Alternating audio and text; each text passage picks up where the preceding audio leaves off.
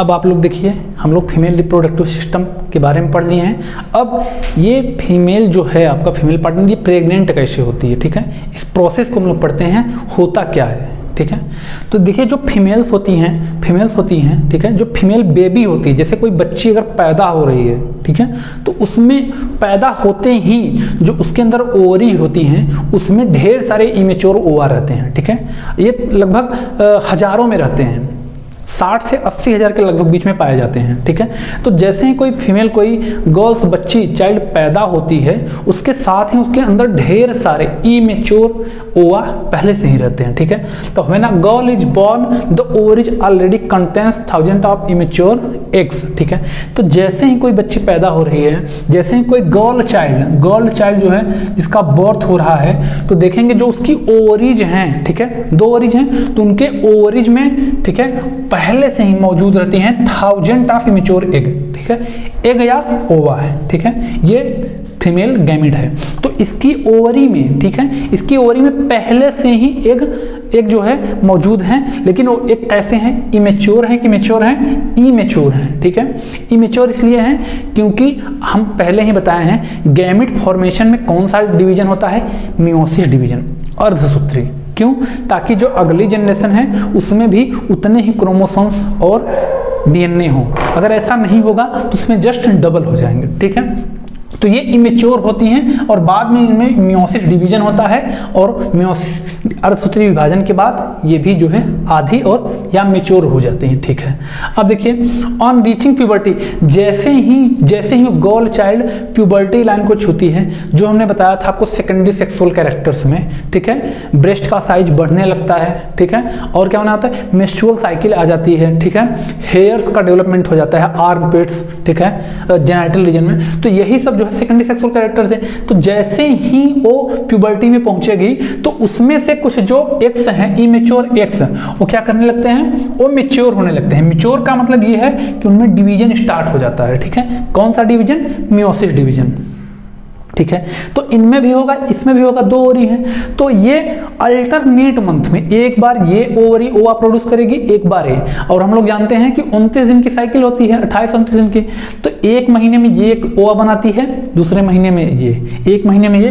तो यहाँ पे क्या होता है, प्यूबर्टी जैसे आती है, some of these start maturing, 1 egg is produced every month by 1 of the ovaries, ठीक है। तो एक ओवरी एक ओवा बनाती है हर मंथ में, फिर अगले मंथ में ये बनाएगी। तो अल्टरनेट ये प्रोसेस चलता रहता है, ये ओवा बनाएगी, ये फिर ये ओवा बनाएगी, फिर ये ओवा बनाएगी, ठीक है। तो ये पूरा प्रोसेस मतलब ये मियोसिस डिवीजन होता होगा इमेच्योर एग में, और वो मैच्योर एग या मैच्योर ओवा या फीमेल गैमेट बनाती होगी, ठीक है। अब देखिए अगर ओवा भी मैच्योर हो गया, एग भी बन गया, अब क्या होना चाहिए, अब क्या होना चाहिए कि जो मेल गैमेट है, जो स्पर्मेटोजेनेसिस के द्वारा स्पर्म जो बना है मेल में, उसका क्या हो जाए, वो दोनों मिलने के लिए क्या होगा चाहिए, तो जो मेल है वो फीमेल के पास जाएगा, ठीक है, और इसके साथ क्या करेगा, इंटरकोर्स करेगा, ठीक है। तो मेल जो होगा, मतलब जो बॉयज होगा, वो गर्ल्स के साथ इंटरकोर्स मिट अगर करेगा तो क्या होगा कि जो स्पर्म है vaginal passage, sperms inter through the vaginal passage during sexual intercourse. तो जो स्पर्म है इंटर करेगा वेजाइनल पैसेज के द्वारा, कहाँ पे, सेक्सुअल इंटरकोर्स के दौरान कहाँ पे जाएगा, इसके जो है रिप्रोडक्टिव सिस्टम में। उसके बाद क्या होगा, sperm fertilise the egg and form zygote. जैसे ही अब देखिए ओवरी में क्या बना है, ओवा बना है, और ये अल्टरनेट मंथ में बन रहा है। अब ओवम यहां से बन के यहां पे आ रहा है, और इंटरकोर्स अगर हुआ तो उसमें जो है स्पर्म भी गया, और ये दोनों क्या होगा, ये दोनों मिलेंगे यहाँ पे, ठीक है, मिलेंगे। और मिलने के लिए हमने ये पोजीशन बताया था, junction of the ampulla and isthmus, और दोनों वहां पे अगर मिल जाएंगे तो हाँ, अब मिल जाएंगे तो स्पर्म क्या करेगा, फर्टिलाइज कर देगा एग को, ठीक है। और अगर स्पर्म एग को फर्टिलाइज कर देगा, ठीक है, फर्टिलाइजेशन हो जाएगा, फ्यूजन हो जाएगा, तो यहाँ पे क्या बन जाएगा, जाइगोट, ठीक है, ठीक है, and form the zygote. Zygote start division, zygote start dividing and form ball of cell और एम्ब्रियो, ठीक। अब देखिए जाइगोट जो है डिवीजन स्टार्ट करता है अपने अंदर, तो डिवीजन के बाद एक बॉल जैसी संरचना प्राप्त कर लेता है, एक गेंदनुमा एक संरचना, गोला सा ऐसा संरचना प्राप्त कर लेता है, ठीक है, ठीक है। तो जाइगोट जो गेंदनुमा संरचना प्राप्त करता है, इसको हम लोग बोलते हैं इम्ब्रियो, ठीक है। और ये इम्ब्रियो डिवाइड करता हुआ यूट्रस में आ जाएगा, ठीक है। डिवाइड करता हुआ कहाँ पे आ जाएगा? यूट्रस में। और यूट्रस की जो इनर लेयर है जिसको हम लोग क्या बोलते हैं? इंडोमेट्रियम, ठीक है। तो embryo implanted in the uterus and develop organs to become foetus. तो देखिए जो इम्ब्रियो है, ठीक है, इम्ब्रियो डिवाइड करता हुआ, इम्ब्रियो देखिए ये डिवीजन होता रहेगा और ये कहाँ पे चला आएगा? सेल्स बनाते हुए यूट्रस में। और यूट्रस में आ करके यहाँ पे ये क्या कर लेता है? यहाँ पे क्या कर लेगा? यहाँ पे इम्प्लांट हो जाएगा यूट्रस में, ठीक है। यूट्रस के जो इनर लेयर है जिसको हम लोग क्या बोलते हैं? इंडोमेट्रियम, ठीक है। जो इसकी इनर लेयर इसको क्या बोला जाता है? इंडोमेट्रियम। उसी के साथ में इसका क्या हो जाता है? इम्प्लांटेशन, ठीक है। तो इम्प्लांटेशन हो गया। अब बताइए जो फीटस है, ठीक है, या जो इम्ब्रियो है, ठीक है। और एक बात और, हाँ, ये जो इम्ब्रियो है ना, इम्ब्रियो को हम फीटस कब बोलते हैं? तो जैसे जैसे इम्ब्रियो यहाँ पे डिवीजन करना स्टार्ट कर देगा, मान लीजिए ये इम्ब्रियो है आपका, ठीक है, यहाँ पे ये जो है इम्प्लांट हुआ है, जैसे ही इसके अंदर डिवीजन होगा ये बड़ा होता जाएगा, ठीक है, बड़ा होता जाएगा। इसमें आर्गन्स बनने लगते हैं, अंग, ठीक है, ऑर्गन सिस्टम ये सब का निर्माण होने लगता है। तो जैसे ही ऑर्गन बनना स्टार्ट होगा तो वैसे इसको क्या ये हो जाता है? ये बिकम्स फिटस, ये फिटस बन जाता है, ठीक है। अब देखिए जो इम्ब्रियो है, डिवीजन होने के लिए इम्ब्रियो में क्या चाहिए? एनर्जी चाहिए, ठीक है, एनर्जी की आवश्यकता है, ठीक है। तो एनर्जी कहाँ से मिलती होगी इसको? तो जाहिर सी बात है इसको जिस मदर में है ये, जहाँ पे जिसके यूट्रस में है वहीं से इसको एनर्जी चाहिए होती है, इसको भोजन चाहिए होता है जिंदा रहने के लिए। तो क्या होगा? ये जो फिटस है आपका ना, ये जो फिटस है, मान लीजिए अगर यहाँ पे ऐसे इम्प्लांट हुआ है तो फिटस और ये जो मदर यूट्रस है, ठीक है, मदर का जो यूट्रस है इसके बीच में कनेक्टिंग लिंक होता है जिसको हम लोग बोलते हैं प्लेसेंटा, ठीक है। क्या बोलते हैं? प्लेसेंटा। और प्लेसेंटा का काम का होता है कि ये जो फिटस है ना, इसको फूड प्रोवाइड कराना, भोजन, ठीक है, भोजन एनर्जी के लिए। देखिए embryo get nutrition from the mother's blood with the help of special tissue, इसको क्या बोलते हैं? स्पेशल टिश्यू को प्लेसेंटा। तो बताइए जो ये एम्ब्रियो है, जो फिटस है, इसको भोजन चाहिए, ठीक है, तो इसको कौन प्रोवाइड कराएगा? ये मदर ब्लड से ही इसको मिलेगा, ठीक है। ये जो मदर खा रही होगी वही भोजन इसके अंदर भी जाएगा। और किससे होता हुआ जाएगा? तो एक स्पेशल टिश्यू दोनों के बीच में पाया जाता है जिसको हम लोग क्या बोलते हैं? प्लेसेंटा, ठीक है। इस टर्म को याद रख लीजिएगा। कनेक्टिंग लिंक क्या है? मदर के यूट्रस और फिटस के बीच में, तो क्या है? प्लेसेंटा है, ठीक है। और वही जो प्लेसेंटा होती है वही इसको भोजन प्रोवाइड कराती है, ठीक है, एनर्जी के लिए। और ये जो इसका जो वेस्ट मटेरियल होगा ये कैसे रिमूव होगा? तो उसको भी प्लेसेंटा ही लेकर के बाहर चली जाती है, ठीक है। तो हम लोग जो भी पढ़ें आपको समझ में आ रहा होगा कि जब गर्ल्स चाइल्ड जो है बर्थ लेती है उसके पहले ही उसके अंदर, ठीक है, बर्थ के पहले ही उसके अंदर हजारों थाउजेंड्स जो है इमेच्योर एग मौजूद होते हैं, ठीक है। और जैसे ही वो प्यूबर्टी लाइन को क्रॉस करती है, जैसे ही वो मेच्योर होती है गर्ल्स चाइल्ड, क्या होता है? जैसे ही एडोलेसेंट पीरियड को क्रॉस करेगी उसमें मेंस्ट्रुअल साइकिल स्टार्ट होगी, ठीक है। तो जैसे ही ये मेंस्ट्रुअल साइकिल ये आता है इसका मतलब ये है कि वो प्यूबर्ट हो चुकी है, वो अब जो है उसको ये कह सकते हैं कि एडोलेसेंट पीरियड को क्रॉस कर चुकी है। उसके बाद अगर जो है वो इंटरकोर्स करती है, ठीक है, सेक्सुअल इंटरकोर्स, ठीक है, मेल के साथ में, तो क्या होगा? स्पर्म इंटर करेगा वेजाइनल पैसेज के थ्रू और यहाँ पे जाएगा, फर्टिलाइजेशन होगा। फर्टिलाइजेशन के बाद क्या होगा? वो जो जाइगोट बनेगा, जो भ्रूण बनेगा, एम्ब्रियो बनेगा, उसका इम्प्लांटेशन होगा, ठीक है। और अगर ऐसा नहीं होता है तब क्या होगा? इसको भी हम लोग जान लेते हैं। देखिए बच्चों क्या हुआ है? फर्टिलाइजेशन हो चुका है। फर्टिलाइजेशन कहाँ हुआ है? एम्पुलरी स्थमस के जंक्शन पर। फर्टिलाइजेशन के बाद जाइगोट बन गया। जाइगोट जैसे बनेगा तो जाइगोट में डिवीजन स्टार्ट हो जाएगा और जाइगोट डिवाइड होना जब स्टार्ट करता है तो उसको हम लोग बोलते हैं एम्ब्रियो।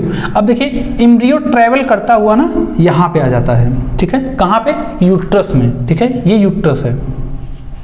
अब जैसे ही यूट्रस मतलब गर्भाशय, ठीक है, गर्भाशय में आ गया है। अब गर्भाशय में क्या होगा? गर्भाशय में ये इम्प्लांट हो जाएगा, ठीक है। तो इम्प्लांट मान लीजिए यहाँ पे हो गया है, ठीक,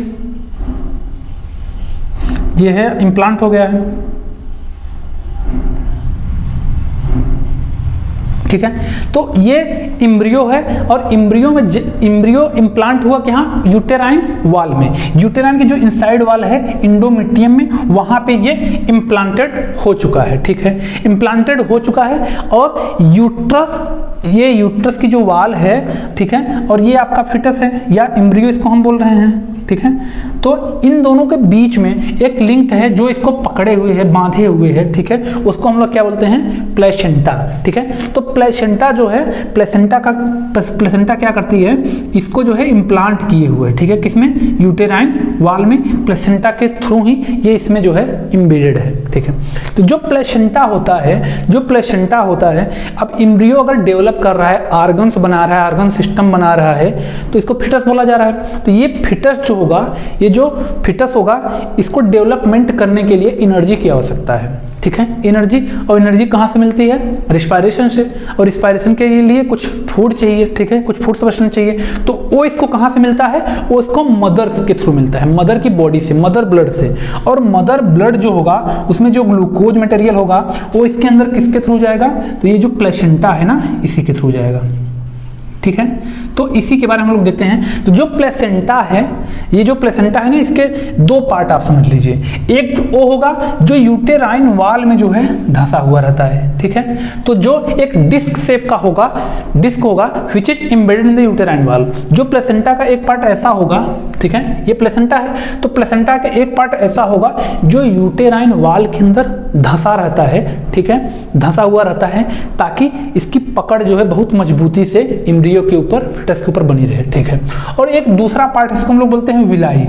ठीक है, ये बहुत इंपॉर्टेंट है। ये भी कुछ फिंगर टाइप की ऐसी स्ट्रक्चर होती है जो क्या की रहती है, विलाई जो होती है ना, ठीक है, उभरी हुई निकली है प्लेसेंटा से, ये इसको इम्ब्रियो को ऐसे पकड़े हुए रहती है। ठीक है, इम्ब्रियो को यहाँ पे पकड़े हुए रहेगी, ये इम्ब्रियो अगर आपका, ये फिटस है। ठीक है, तो प्लेसेंटा हो गया, और प्लेसेंटा के दो हम समझ लीजिए, एक डिस्क हो गया, डिस्क जो है कि धंसा हुआ है यूटेराइन वाल के अंदर, और दूसरा विलाई है जो कि इम्ब्रियो साइड ऑफ टिश्यू, मतलब इम्ब्रियो के साइड में है ये। ठीक, अब देखिए जो प्लेसेंटा है, प्लेसेंटा का फंक्शन क्या है, फंक्शन है कि जो फिटस है, ठीक है, जो एम्ब्रियो है, उसको जो है एनर्जी प्रोवाइड करने के लिए फूड सब्सटेंसेस प्रोवाइड करना। ठीक है, तो प्रोवाइड करना मतलब केवल ट्रांसपोर्ट करना, और वो खुद अपने अंदर नहीं बनाता है, वो जो मदर है उसके ब्लड से ही देता है। ठीक है, तो यहाँ देखिए, provides large surface area for glucose and oxygen to pass from mother to embryo. एक लार्ज एरिया प्रोवाइड करता है ताकि मदर ब्लड, जो मदर का ब्लड है ना, ये मदर, ये माँ है, उसके ब्लड से रिस्पायरेशन के लिए क्या चाहिए, ग्लूकोज और ऑक्सीजन, ताकि ग्लूकोज और ऑक्सीजन इसमें जा सके और वो श्वसन कर सके, एनर्जी प्राप्त कर सके। ठीक है, तो ये एक लार्ज सरफेस एरिया, ठीक है, एक लार्ज सरफेस एरिया प्रोवाइड करता है, कौन, प्लेसेंटा, ताकि यहाँ से ग्लूकोज और ऑक्सीजन जा सके। ठीक है, ग्लूकोज C6H12 O6 और ऑक्सीजन O2।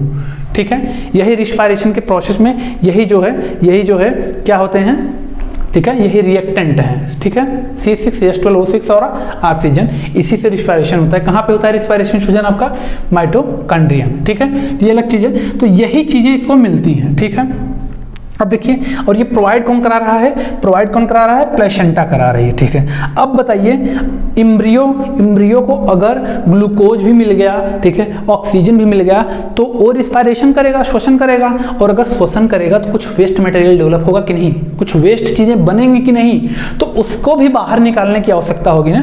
तो वेस्ट मटेरियल में जैसे कार्बन डाइऑक्साइड बन सकता है, ठीक है, यूरिन बन सकता है। ठीक है, तो उन सबको बाहर निकालने के लिए भी प्लेसेंटा ही काम करता है। तो प्लेसेंटा क्या करेगा, अब इसको आप थोड़ा देख लेते हैं। Embryo also generate waste product which is removed by transferring them into mother's blood through placenta. इसका मतलब ये हुआ कि जो एम्ब्रियो है वो जनरेट करता है क्या, वेस्ट प्रोडक्ट को। ठीक है, जैसे कि हमने क्या बताया, कार्बन डाइऑक्साइड भी एक प्रकार का वेस्ट प्रोडक्ट हो गया, दूसरा आपका यूरिन भी हो सकता है। ठीक है, और उसको रिमूव्ड कौन करेगा, मदर्स का जो ब्लड है ना वही रिमूव करेगा, और मदर के ब्लड में कौन ले जाएगा, प्लेसेंटा। तो प्लेसेंटा के दो फंक्शन आप देख रहे होंगे, एक तो ये है कि ग्लूकोज और ऑक्सीजन को जो है फिटस को दे भी रहा है, दूसरा जो वेस्ट प्रोडक्ट निकल रहा है उसको ये मदर ब्लड में ले भी जा रहा है। तो मदर ब्लड से क्या देगा इसको, क्या देगा, ग्लूकोज और ऑक्सीजन, और क्या लेगा फीटस से ये मदर ब्लड में, क्या जाएगा वेस्ट प्रोडक्ट। वेस्ट प्रोडक्ट में कार्बन डाइऑक्साइड हो सकता है और यूरिन हो सकता है, ठीक है। अब देखिए, the development of child inside the mother body take approx 9 month. तो मदर बॉडी के अंदर जो फिटस का डेवलपमेंट है कितने महीने में होता है, हम ह्यूमन बींग्स की बात कर रहे हैं तो 9 मंथ में, अदर ऑर्गेनिज्म में अलग अलग है। जैसे अगर काऊ की बात की जाए तो वहाँ पे भी लगभग 9 मंथ है, बफेलो भैंस की बात की जाए तो 11 है, उसके बाद अगर डॉग्स की बात की जाए तो वहाँ पे 2 to 3 मंथ है। तो सबका जो है पीरियड अलग अलग है, गेस्टेशन पीरियड, ठीक है। तो ये आपका आज ये टॉपिक था फीमेल रिप्रोडक्टिव सिस्टम, इसको हम लोग जो है लगभग देख लिए हैं बच्चों। तो इससे रिलेटेड अगर आपका कोई भी डाउट हो, कोई भी क्वेरी हो, तो आप क्या करिए, कमेंट सेक्शन में अपनी क्वेरी को लिखिए। और अगर वीडियो आपको अच्छा लग रहा हो, पसंद आ रहा हो, तो आप लाइक कर दीजिए और क्या करिए, अपने दोस्तों में भी शेयर करिए, जिससे क्या होगा, उनकी भी हेल्प हो सके। बोर्ड एग्जाम नज़दीक हैं तो आप अपनी तैयारी को जो है, तैयारी को और अच्छे से करिए, तैयारी को और अपनी पैनी करिए, ठीक है। पढ़ाई ही इस समय जरूरी है तो इसमें पढ़िए, थोड़ा सा ध्यान लगा के पढ़िए, जिससे सारी कॉन्सेप्ट क्लियर रहे, आप अच्छे मार्क्स गेन कर सकें।